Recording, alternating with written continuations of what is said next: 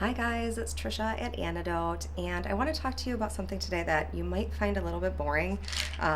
Vitamin D. I know that doesn't sound exciting, but I cannot stress this enough to you.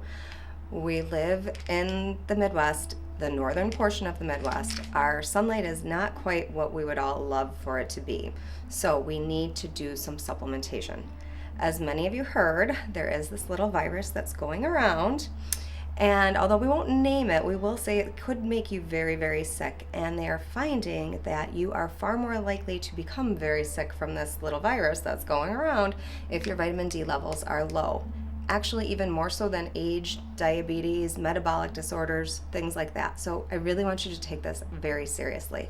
So vitamin D, very important. It helps obviously with your immune system. It helps your bones, your joints. It also can help regulate your insulin levels, which is very important. And cardiovascular health, super, super, super imperative that we have a strong heart if we would like to continue to live a nice long life. If you have a deficiency in vitamin D, you might be a person who gets sick pretty often.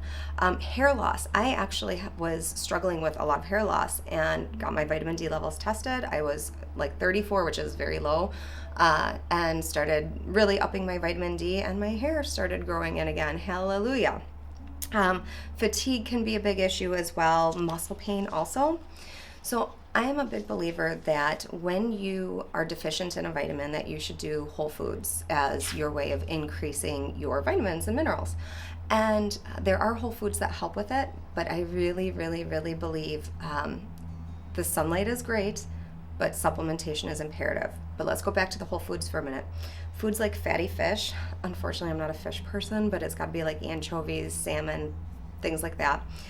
Egg yolks and cheese, beef liver. Again, not a lot of people want to eat beef liver.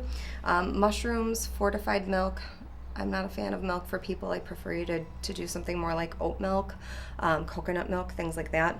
And then the fortified cereals, which I'm not a fan of those for people either. So I have to say, I really prefer people to do your vitamin D 5,000 with K2. It's imperative to do with the K2. You do want to get your levels checked, but it is okay to go ahead and start at this level. Take it in the morning because it also helps your melatonin work in the evening. Okay? So super important, get your vitamin D in you. This is a great supplement. They only sell it to licensed medical providers, so I prefer you to get it from somebody that is reputable than running to Walgreens or Walmart. Okay? Have a good one. Go get your vitamin D. Bye-bye. Damn good.